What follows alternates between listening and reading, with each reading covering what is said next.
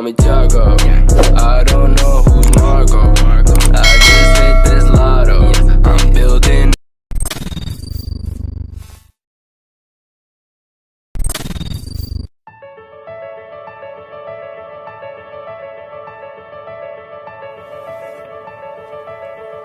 Dimulai dari sini, saya merasa bahwa sukses bukan lagi cuma sekedar angan-angan. Dimulai dari sini, saya mulai bertemu dan mempelajari ilmu ekonomi dan bisnis dari dosen-dosen yang profesional dan dosen-dosen yang benar-benar ahli di bidang ekonomi dan bisnis. Dimulai dari sini, saya diajarkan bagaimana menjadi seorang pebisnis yang handal dan terampil. Dimulai dari sini, saya mulai mengerti bagaimana merencanakan sebuah plan agar dapat direalisasikan dengan baik. Selain itu, dimulai dari sini, saya mulai mengerti bagaimana kesulitannya untuk menjadi seorang owner perusahaan yang harus mempertahankan, mengembangkan daripada usaha ini. Apalagi di tengah-tengah persaingan yang berat, dan lagi saya juga merintis karir sebagai karyawan Bank Jateng. Jadi dalam situasi ini saya harus berusaha dua-duanya, karir yang sukses dan usaha yang sukses pula. Sukses bagi saya sih adalah apa yang kita inginkan, apa yang kita cita-citakan bisa tercapai. Tidak mudah sih memang kalau mengingat banyak hal yang telah saya lalui baik suka maupun duka. Kadang teringat sih masa-masa kuliah saat bagaimana saya berjuang hingga menjadi seperti sekarang ini. Peningkatan skill dan kompetensi diasah melalui pelatihan-pelatihan dan praktikum-praktikum di kampus yang sangat berguna sekali untuk perkembangan karir saya saat ini. Itu menjadi bekal yang sangat berharga untuk saya bisa menjadi sukses. Kegiatan kemahasiswaan memupuk percaya diri saya sehingga menjadi bekal saya dalam berkarya di dunia kerja. Pendidikan di sini sangat berkualitas, mulai dari dosen, fasilitas pembelajaran, tidak heran akreditasinya bagus. Sukses kami dimulai dari sini. Sukses kami dimulai dari sini. Sukses kami dimulai dari sini.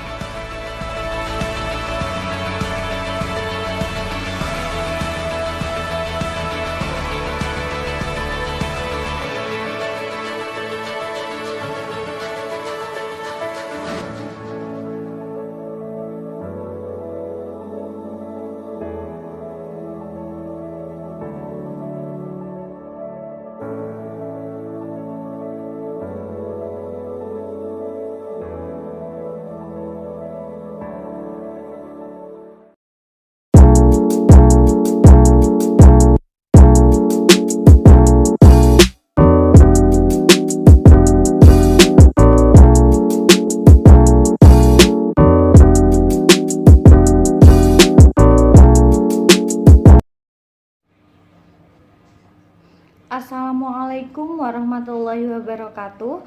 Perkenalkan, nama saya Fani Sucitra Pursandi, NIM 1805520211. Saya merupakan mahasiswa dari Universitas Tikubang Unisbank Semarang, Fakultas Ekonomika dan Bisnis dengan program studi akuntansi. Tujuan saya membuat video ini adalah untuk memenuhi tugas UTS dari mata kuliah audit bank yang diampu oleh Bapak Arif Himawan Dwi Nugroho SEAK MMCA CPA. Yang terhormat kepada Bapak Arif Himawan Dwi Nugroho SEAK MMCA CPA, semoga video saya ini bisa diterima dan mendapatkan penilaian tugas UTS dengan baik. Jadi di sini saya akan menjelaskan materi mengenai pemahaman SKAI terhadap manajemen risiko. Pokok bahasan yang akan saya bahas pada pembahasan kali ini adalah yang pertama mengenai SKAI, yang kedua mengenai manajemen risiko bank. Di dalam dua pokok bahasan tersebut terdapat sub pokok bahasannya, yaitu sub pokok bahasan untuk poin pertama terkait satuan kerja audit intern bank, saya akan menjelaskan mengenai definisi audit intern, definisi SKAI, permasalahan-permasalahan bank, peran dan fungsi SKAI, serta struktur SKAI. Nah, untuk poin yang kedua mengenai manajemen risiko bank, saya akan menjelaskan mengenai definisi risiko, jenis-jenis risiko, cara mengatasi risiko, definisi manajemen risiko, ruang lingkup manajemen risiko, sistem pengendalian intern dalam penerapan manajemen risiko, serta organisasi dan fungsi manajemen risiko. Pembahasan pertama yakni mengenai SKAI. Sebelum menjelaskan apa itu SKAI, saya akan terlebih dahulu menjelaskan mengenai definisi audit intern, karena audit intern ini sangat erat kaitannya dengan SKAI.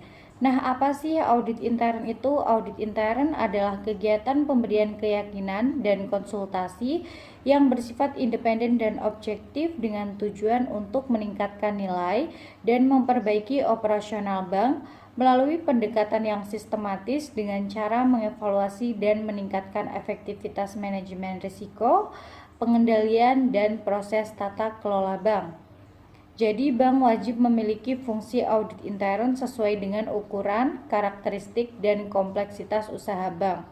Bank wajib memiliki satuan kerja audit intern bank atau SKAI dan pejabat eksekutif audit intern atau PEAI. Selanjutnya yaitu definisi SKAI. Satuan kerja audit intern yang selanjutnya disingkat SKAI adalah unit kerja dalam bank yang menjalankan fungsi audit intern. Jadi fungsi audit intern dituangkan dalam standar pelaksanaan fungsi audit intern yang paling sedikit mencakup hal yang diatur dalam standar profesional audit intern. Nah, pelaksanaan fungsi audit intern ini didukung oleh sumber daya, metodologi, perangkat, dan teknik audit yang memadai. Selanjutnya, permasalahan-permasalahan bank. Industri perbankan Indonesia di dalam menjalani aktivitas atau kegiatan usahanya tidak terlepas dari yang namanya permasalahan-permasalahan. Permasalahan yang dihadapi oleh bank antara lain adalah terkait likuiditas, kelebihan batas kredit, kredit macet bermasalah, serta masalah ekstern perbankan seperti perubahan peraturan pemerintah, krisis kepercayaan masyarakat, dan globalisasi. Beberapa masalah yang menjadi persoalan bank. Yang pertama, dunia perbankan merupakan industri yang sangat dinamis. Karena perkembangan dunia perbankan sudah ke ranah internasional, maka bank dituntut agar tidak ketinggalan dalam mengantisipasi perkembangan produk dan pelayanan serta mengantisipasi sifat global exposure ini. Lalu yang kedua, aspek ekspansif dalam pemberian kredit kurang memperhatikan kemampuan untuk menghimpun dana masyarakat, sehingga terjadi mismatch antara dana yang disalurkan dengan dana yang dihimpun oleh bank. Lalu yang ketiga, penyaluran kredit bank seringkali dilakukan tanpa melalui prinsip-prinsip kredit yang sehat. Akibatnya, kualitas aktiva produktif menurun dan cadangan aktiva produktif yang harus disediakan tidak terpenuhi. Pengaruh yang langsung terasa adalah turunnya tingkat kesehatan bank. Selanjutnya, fungsi dan peran dari SKAI atau Satuan Kerja Audit Intern, yaitu yang pertama, membantu tugas Direktur Utama dan Dewan Komisaris dalam melakukan pengawasan. Yang kedua, membuat analisis dan penilaian di bidang keuangan, akuntansi, operasional, dan kegiatan lain melalui audit. Yang ketiga, mengidentifikasi segala kemungkinan untuk memperbaiki dan meningkatkan efisiensi penggunaan sumber daya dan dana. Yang keempat, memberikan saran perbaikan dan informasi yang objektif tentang kegiatan yang diperiksa pada semua tingkatan manajemen. Nah, berdasarkan hal di atas dapat diketahui bahwa peran SKAI sangat diharapkan dalam mendorong lahirnya bank yang sehat. sehingga kualitas sumber daya SKI harus sepadan dengan tuntutan tersebut. Selanjutnya, struktur SKI. Yang pertama, bertanggung jawab langsung kepada Direktur Utama. Yang kedua, menyampaikan laporan kepada Direktur Utama atau Dewan Komisaris. Yang ketiga, laporan kepada Direktur Utama disampaikan salilannya kepada Dewan Komisaris, Komite Audit, dan Direktur yang membawakan fungsi kepatuhan. Lalu yang keempat, Kepala SKI dan PEAI diangkat dan diberhentikan oleh Direktur Utama setelah mendapat persetujuan dari Dewan Komisaris dengan mempertimbangkan rekomendasi dari Komite Audit. Selanjutnya memasuki subbahasan kedua, yakni mengenai manajemen risiko bank. Terkait manajemen risiko bank, kita harus memahami dulu apa itu definisi dari risiko. Jadi, risiko adalah potensi kerugian akibat terjadinya suatu peristiwa tertentu. Nah, risiko ini memiliki beberapa jenis, yakni ada 8 jenis risiko. Yang pertama, risiko kredit, risiko pasar, risiko likuiditas, risiko operasional, risiko kepatuhan, risiko hukum, risiko reputasi, dan yang terakhir ada risiko strategik. Saya akan menjelaskan definisi terkait risiko-risiko tersebut. Yang pertama, risiko kredit adalah risiko akibat kegagalan pihak lain dalam memenuhi kewajiban kepada bank, termasuk risiko kredit akibat kegagalan debitur, risiko konsentrasi kredit, atau counterparty credit risk, dan settlement risk.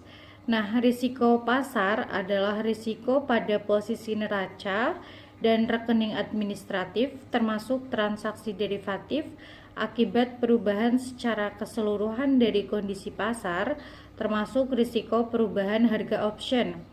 Sedangkan risiko likuiditas adalah risiko akibat ketidakmampuan bank untuk memenuhi kewajiban yang jatuh tempo dari sumber pendanaan arus kas dan atau dari aset likuid berkualitas tinggi yang dapat diagunkan tanpa mengganggu aktivitas dan kondisi keuangan bank.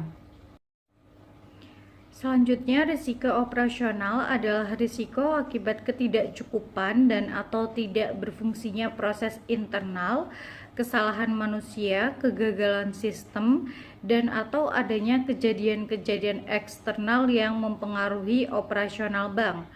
Sedangkan risiko kepatuhan adalah risiko akibat bank tidak mematuhi dan atau tidak melaksanakan peraturan perundang-undangan dan ketentuan.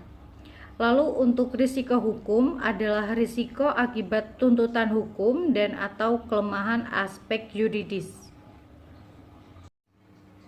Selanjutnya, risiko reputasi adalah risiko akibat menurunnya tingkat kepercayaan pemangku kepentingan atau stakeholder yang bersumber dari persepsi negatif terhadap bank. Nah, yang terakhir, risiko strategik adalah risiko akibat ketidaktepatan dalam pengambilan dan atau pelaksanaan suatu keputusan strategik serta kegagalan dalam mengantisipasi perubahan lingkungan bisnis. Setelah mengetahui tentang risiko dan jenisnya, lalu kita harus mengetahui cara mengatasi risiko. Nah, bagaimana sih caranya mengatasi risiko? Jadi, risiko itu dapat diatasi dengan beberapa cara.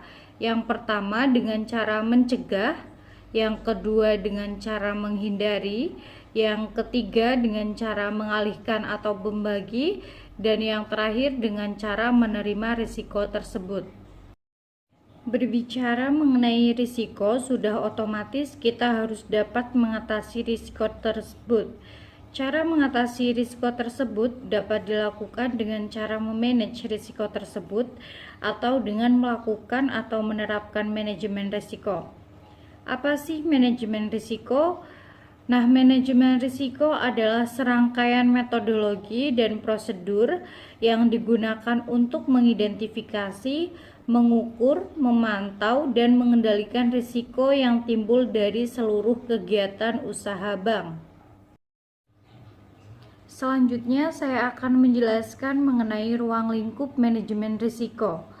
Bank wajib menerapkan manajemen risiko secara efektif, baik untuk bank secara individu maupun untuk bank secara konsolidasi dengan perusahaan anak. Untuk penerapan manajemen risiko sebagaimana dimaksud di atas, paling sedikit mencakup pengawasan aktif direksi dan dewan komisaris, dan yang selanjutnya yaitu kecukupan kebijakan dan prosedur manajemen risiko serta penetapan limit risiko. Selanjutnya, kecukupan proses identifikasi, pengukuran, pemantauan, dan pengendalian risiko serta sistem informasi manajemen risiko dan sistem pengendalian intern yang menyeluruh. Penerapan manajemen risiko disesuaikan dengan tujuan, kebijakan usaha, ukuran, dan kompleksitas usaha serta kemampuan bank. Bank wajib menerapkan manajemen risiko untuk seluruh risiko. Dengan melakukan atau menerapkan manajemen risiko, maka bank telah melakukan pengendalian internal. Apa itu pengendalian internal? Pengendalian internal adalah suatu proses yang dipengaruhi oleh direksi, dewan komisaris, manajemen, dan personel lainnya dari entitas yang dirancang untuk memberikan asuransi yang memadai atau reasonable assurance terkait pencapaian tujuan seperti efisien dan efektivitas aktivitas operasi, kepatuhan terhadap ketentuan yang berlaku, mengamankan aset, serta reliabilitas dari pelaporan keuangan. Nah, bank wajib melaksanakan sistem pengendalian intern secara efektif terhadap pelaksanaan kegiatan usaha bank dan operasional pada seluruh jenjang organisasi bank. Pelaksanaan sistem pengendalian intern paling sedikit mampu secara tepat waktu untuk mendeteksi kelemahan dan penyimpangan yang terjadi. Sistem pengendalian intern wajib memastikan yang pertama, kepatuhan terhadap peraturan dan perundang-undangan serta kebijakan atau ketentuan intern bank. Yang kedua, tersedianya informasi keuangan dan manajemen yang lengkap, akurat, tepat guna, dan tepat waktu. Yang ketiga, efektivitas dan efisiensi dalam kegiatan operasional. Dan yang terakhir ada efektivitas budaya risiko atau risiko culture pada organisasi bank secara menyeluruh. Selanjutnya saya akan menjelaskan mengenai sistem pengendalian intern dalam penerapan manajemen risiko.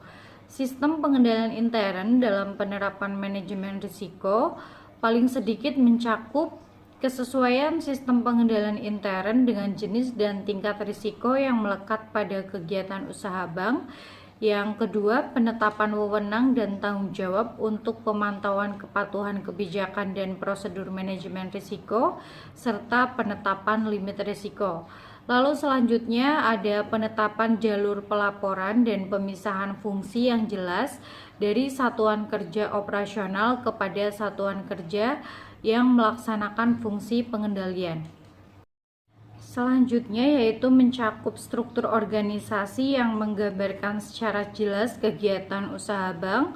Lalu ada pelaporan keuangan dan kegiatan operasional yang akurat dan tepat waktu, serta kecukupan prosedur untuk memastikan kepatuhan bank terhadap ketentuan dan perundang-undangan, kaji ulang yang efektif, independen, dan objektif terhadap prosedur penilaian kegiatan operasional bank.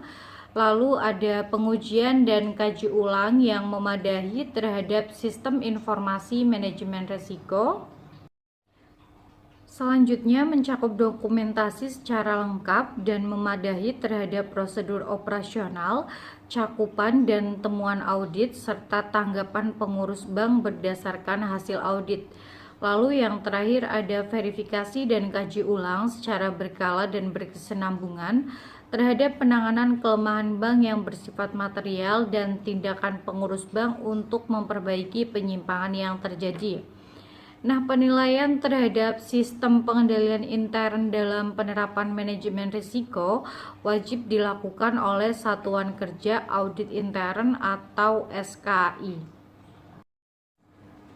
Selanjutnya, saya akan menjelaskan mengenai organisasi dan fungsi manajemen risiko. Dalam rangka pelaksanaan proses dan sistem manajemen risiko yang efektif, bank wajib membentuk yang pertama, Komite Manajemen Risiko, dan yang kedua ada Satuan Kerja Manajemen Risiko. Komite Manajemen Risiko paling sedikit terdiri atas mayoritas direksi dan pejabat eksekutif terkait.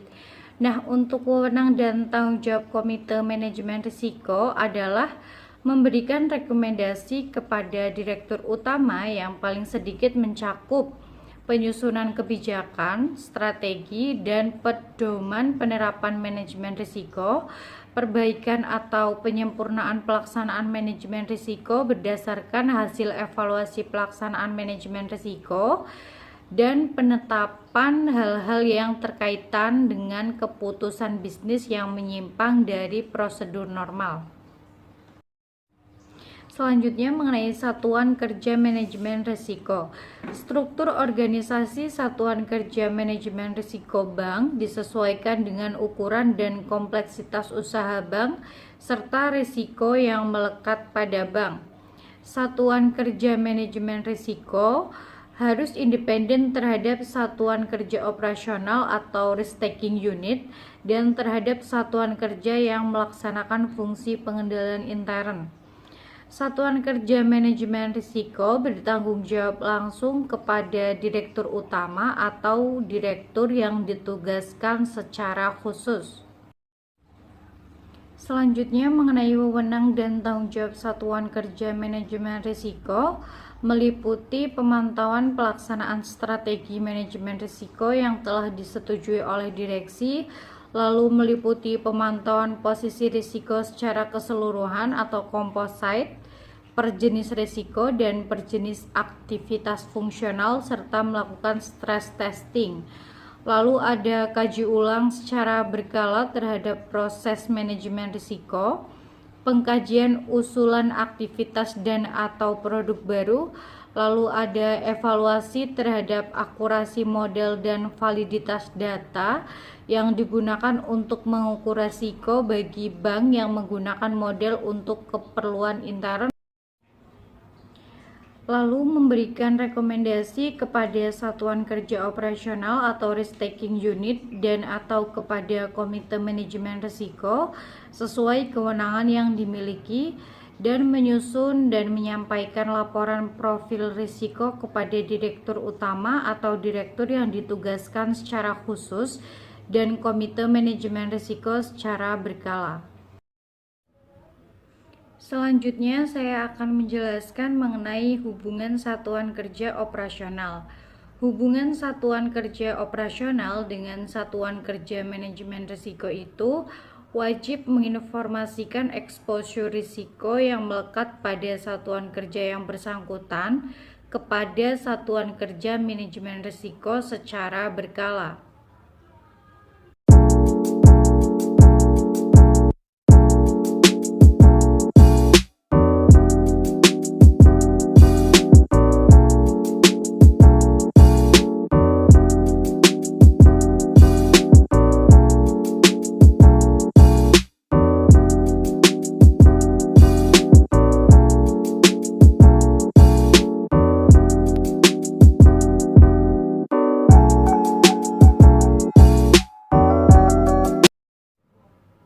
Selanjutnya, mengenai pengelolaan risiko produk dan aktivitas baru. Bank wajib memiliki kebijakan dan prosedur secara tertulis untuk mengelola risiko yang melekat pada produk atau aktivitas baru bank. Nah, kebijakan dan prosedurnya paling sedikit mencakup yang pertama, mengenai sistem dan prosedur atau standard operating procedure, serta kewenangan dalam pengelolaan produk dan aktivitas baru. Lalu selanjutnya yaitu identifikasi seluruh risiko yang melekat pada produk atau aktivitas baru, baik yang terkait dengan bank maupun nasabah, masa uji coba metode pengukuran dan pemantauan risiko terhadap produk dan aktivitas baru. Nah, lalu selanjutnya yaitu sistem informasi akuntansi untuk produk dan aktivitas baru.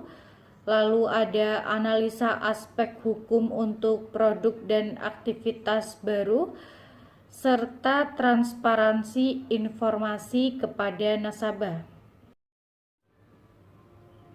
Selanjutnya, produk atau aktivitas bank merupakan suatu produk baru atau aktivitas baru jika memenuhi kriteria. Yang pertama, tidak pernah diterbitkan atau dilakukan sebelumnya oleh bank, atau telah diterbitkan atau dilaksanakan sebelumnya oleh bank, namun dilakukan pengembangan yang mengubah atau meningkatkan eksposur risiko tertentu pada bank. Bank dilarang menugaskan atau menyetujui pengurus dan atau pegawai bank untuk memasarkan produk atau pelaksanaan aktivitas yang bukan merupakan produk atau aktivitas bank dengan menggunakan sarana atau fasilitas bank. Bank juga wajib menerapkan transparansi informasi produk atau aktivitas bank kepada nasabah baik secara tertulis maupun secara lisan. Selanjutnya saya akan menjelaskan mengenai pelaporan. Laporan profil risiko serta laporan produk dan aktivitas baru ketentuannya adalah sebagai berikut. Yang pertama, bank wajib menyampaikan laporan profil risiko kepada Otoritas Jasa Keuangan atau OJK. Yang kedua, laporan profil risiko yang disampaikan oleh Satuan Kerja Manajemen Risiko wajib memuat substansi yang sama dengan laporan profil risiko yang disampaikan oleh Satuan Kerja Manajemen Risiko kepada Direktur Utama dan Komite Manajemen Risiko. Lalu yang ketiga, laporan profil risiko disampaikan secara triwulanan untuk posisi bulan Maret, bulan Juni, bulan September, dan bulan Desember. Selanjutnya, yang keempat ada laporan profil risiko disampaikan paling lambat 15 hari kerja setelah akhir bulan laporan. Dan yang terakhir atau yang kelima yaitu dalam hal diperlukan, Otoritas Jasa Keuangan atau OJK dapat meminta bank untuk menyampaikan laporan profil risiko di luar jangka waktu yang ditetapkan. Bank wajib menyampaikan laporan produk atau aktivitas baru kepada OJK yang terdiri atas laporan rencana penerbitan produk atau pelaksanaan aktivitas baru dan laporan realisasi penerbitan produk atau pelaksanaan aktivitas baru. Lalu laporan rencana wajib disampaikan paling lambat 60 hari sebelum penerbitan atau pelaksanaan produk atau aktivitas baru. Selanjutnya, laporan realisasi wajib disampaikan paling lambat 7 hari kerja setelah produk atau aktivitas baru dilakukan. Selain memenuhi ketentuan pelaporan rencana penerbitan produk atau pelaksanaan aktivitas baru yang memenuhi kriteria, wajib dicantumkan dalam rencana bisnis bank. Berdasarkan hasil evaluasi terhadap laporan OJK atau Otoritas Jasa Keuangan, dapat melarang bank untuk menerbitkan produk atau melaksanakan aktivitas baru yang direncanakan. Dalam hal di kemudian hari berdasarkan evaluasi OJK, produk yang diterbitkan atau aktivitas yang dilaksanakan memenuhi kondisi.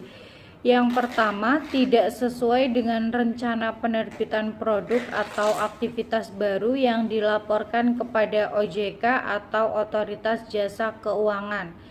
Yang kedua, berpotensi menimbulkan kerugian yang signifikan terhadap kondisi keuangan bank dan atau tidak sesuai dengan ketentuan. Otoritas Jasa Keuangan atau OJK dapat memerintahkan bank untuk menghentikan produk yang diterbitkan atau aktivitas yang dilaporkan.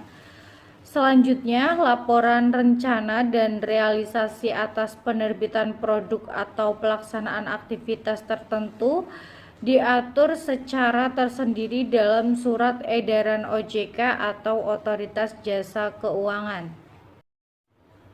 Selanjutnya, saya akan menjelaskan mengenai laporan lain. Bank wajib menyampaikan laporan lain kepada Otoritas Jasa Keuangan selain yang dijelaskan dalam pasal 23, yakni terkait laporan profil risiko serta laporan produk dan aktivitas baru. Nah, dalam hal terdapat kondisi yang berpotensi menimbulkan kerugian yang signifikan terhadap kondisi keuangan bank. Lalu bank wajib menyampaikan kepada OJK atau Otoritas Jasa Keuangan terkait laporan lain yang terkait dengan penerapan manajemen risiko dan atau terkait dengan penerbitan produk atau pelaksanaan aktivitas tertentu secara berkala atau sewaktu-waktu dalam hal diperlukan. Lalu untuk format dan tata cara pelaporan diatur tersendiri dalam surat edaran Otoritas Jasa Keuangan.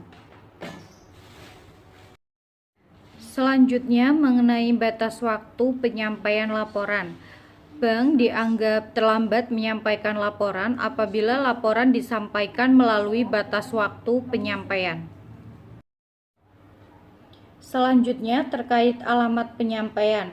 Laporan disampaikan kepada OJK atau Otoritas Jasa Keuangan dengan alamat Departemen Pengawasan Bank terkait bagi bank yang berkantor pusat atau kantor cabang dari bank yang berkedudukan di luar negeri yang berada di wilayah daerah khusus Ibu Kota Jakarta, atau kantor regional Otoritas Jasa Keuangan atau kantor Otoritas Jasa Keuangan setempat sesuai wilayah tempat kedudukan kantor pusat bank. Selanjutnya, ketentuan lain-lain. Untuk penilaian penerapan manajemen risiko, Otoritas Jasa Keuangan dapat melakukan penilaian terhadap penerapan manajemen risiko pada bank. Nah, bank wajib menyediakan data dan informasi yang berkaitan dengan penerapan manajemen risiko kepada Otoritas Jasa Keuangan atau OJK. Lalu selanjutnya terkait aspek pengungkapan kinerja dan kebijakan manajemen risiko, itu bank wajib melakukan pengungkapan manajemen risiko dalam laporan publikasi tahunan bank. Lalu pengungkapan paling sedikit mencakup kinerja manajemen risiko dan arah kebijakan manajemen risiko. Yang terakhir saya akan menjelaskan mengenai ketentuan penutup. Untuk ketentuan lebih lanjut mengenai penerapan manajemen risiko bagi bank umum diatur dalam surat edaran Otoritas Jasa Keuangan. Pada saat peraturan Otoritas Jasa Keuangan ini mulai berlaku, Peraturan Bank Indonesia Nomor 5/PBI/2003 tanggal 19 Mei 2003 tentang penerapan manajemen risiko bagi bank umum. Lembaran Negara Republik Indonesia tahun 2003 Nomor 56, tambahan Lembaran Negara Republik Indonesia Nomor 4292. Selanjutnya, Peraturan Bank Indonesia Nomor 11/25/PBI/2009 tanggal 1 Juni 2009 tentang perubahan atas Peraturan Bank Indonesia Nomor 5/8/PBI/2003 tentang penerapan manajemen risiko bagi bank umum atau Lembaran Negara Republik Indonesia tahun 2009 Nomor 103, tambahan Lembaran Negara Republik Indonesia Nomor 5029. Peraturan pelaksanaan dari Peraturan Bank Indonesia Nomor 5/PBI/2003 tanggal 19 Mei 2003 tentang penerapan manajemen risiko bagi bank umum dan Peraturan Bank Indonesia Nomor 11/25/PBI/2009 tanggal 1 Juli tahun 2009 tentang perubahan atas Peraturan Bank Indonesia Nomor 5/8/PBI/2003 tentang penerapan manajemen risiko bagi bank umum dinyatakan tetap berlaku sepanjang tidak bertentangan dengan peraturan otoritas jasa keuangan ini. Dengan berlakunya peraturan otoritas jasa keuangan ini, pengaturan yang sebelumnya mengacu pada ketentuan Bank Indonesia mengenai penerapan manajemen risiko bagi bank umum menjadi mengacu pada peraturan otoritas jasa keuangan ini. Peraturan otoritas jasa keuangan ini mulai berlaku pada tanggal diundangkan. Agar setiap orang mengetahuinya, memerintahkan pengundangan peraturan otoritas jasa keuangan ini dengan penempatannya dalam lembaran negara Republik Indonesia. Demikian penjelasan dari saya mengenai materi pemahaman SKAI terhadap manajemen risiko bank. Apabila di dalam menyampaikan materi atau pembahasan pada video kali ini saya mengalami kesalahan baik secara tutur kata maupun apapun itu, saya mohon maaf dan semoga video atau pemaparan materi dari saya dapat bermanfaat bagi diri saya sendiri dan juga orang lain yang telah mendengarkan atau menyimak video ini. Semoga video ini dapat memenuhi tugas saya, yaitu tugas UTS audit bank, dan mendapatkan nilai yang terbaik. Terima kasih. Wassalamualaikum warahmatullahi wabarakatuh.